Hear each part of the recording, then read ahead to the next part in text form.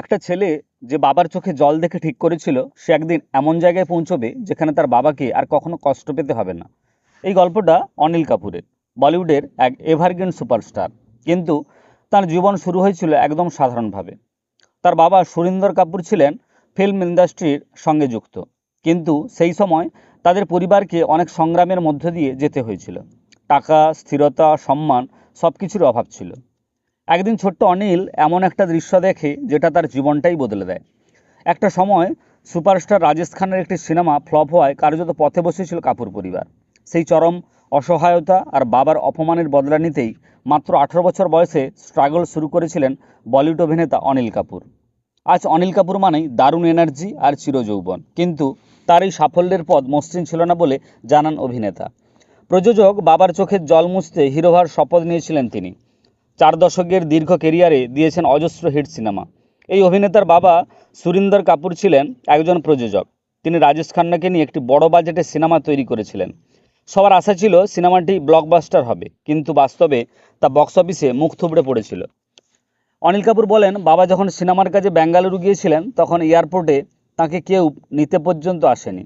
বাড়ি ফিরে বাবার চোখে জল ছিল না ঠিকই, কিন্তু চোখের কোণটা চিকচিক করেছিল। সেই দৃশ্য আমি ভুলতে পারিনি। অভাবের দিনগুলোতেও কাপুর পরিবারের আতিথেয়তার খামতি ছিল না।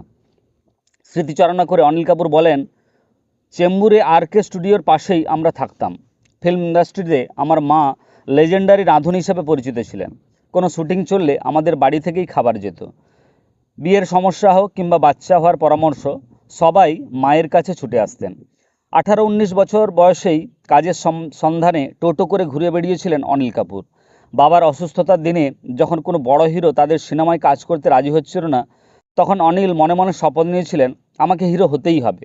শেষ পর্যন্ত কঠোর পরিশ্রমে নিজেকে প্রতিষ্ঠিত করেন তিনি।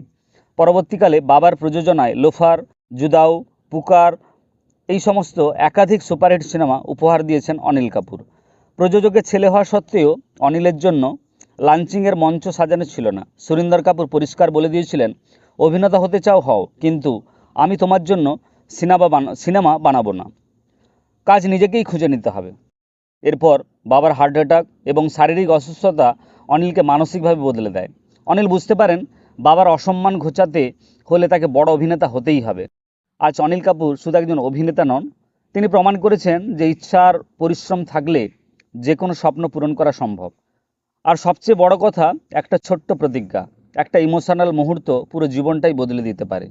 তুমি কি কখনো এমন কোনো মুহূর্ত পেয়েছো যা তোমাকে বদলে দিয়েছে? কমেন্টে জানাও। আর এমন ভিডিও পেতে অবশ্যই চ্যানেলটি সাবস্ক্রাইব করো।